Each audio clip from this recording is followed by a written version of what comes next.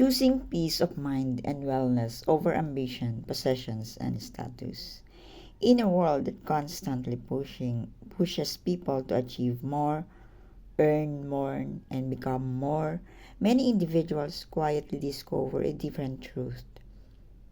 Success does not always bring peace. So society often measures a person's worth through ambition, wealth, possessions, and social status. Yet, beneath the shining surface of these achievements, many people feel exhausted, anxious, and disconnected from themselves. Increasingly, people are beginning to ask a deeper question. What is the true value of success if it costs our peace of mind and well-being? From a young age, people are taught to chase accomplishments.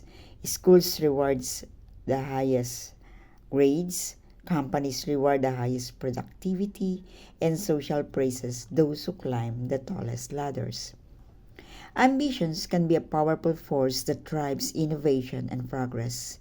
However, when ambition becomes the center of life, it can quietly transform into pressure, comparison, and endless dissatisfaction. There is always another promotion to reach, another luxury to acquire, another title to earn. The race rarely ends. Material possessions and social status promise happiness, but their satisfaction is often temporary. A new car, a bigger house, or a prestigious title may bring excitement for a moment, yet the feeling eventually fades. The human mind quickly adapts and begins searching for the next reward. This cycle can create a life that looks successful from the outside but feels empty within. Peace of mind, on the other hand, offers a different kind of wealth. It is a quiet stability that allows a person to wake up without constant anxiety, to sleep without overwhelming worries, and to experience life with clarity and gratitude. True wellness includes not only physical health but also emotional balance, meaningful relationships, and a sense of inner harmony. Choosing peace of mind does not mean abandoning responsibility or growth. Rather, it means redefining success. Instead of measuring life by how much one owns, success can be measured by how well one lives. Time spent with family, moments of stillness, good health, and meaningful connections often bring a deeper and more lasting satisfaction than external recognition. Many philosophical traditions have long emphasized this wisdom.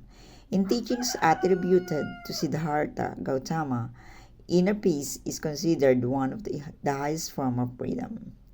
Similarly, the philosophy of Stoicism teaches that true happiness comes not from external wealth but from mastering one's mind and desires.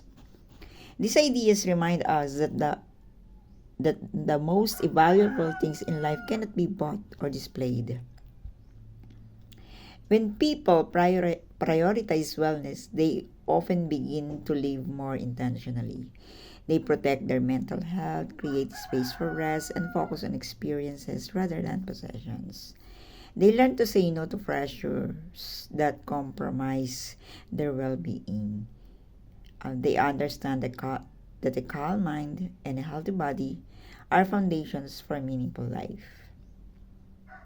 Ironically, when peace becomes the priority, life often becomes richer in ways that ambition alone cannot provide. Gratitude grows, relationships deepen, and everyday moments become more meaningful. The simple act of being present can feel more fulfilling than constantly chasing the next milestone. In the end, life is not a competition of who accumulates the most wealth, titles, or recognition. It is a journey of how fully and peacefully one experiences each moment. Choosing peace of mind and wellness over endless ambition is not a sign of weakness or lack of drive. Rather, it is a courageous decision to live with balance, awareness, and authenticity. True success may not be measured by what we possess, but by the calmness of our hearts and the health of our lives.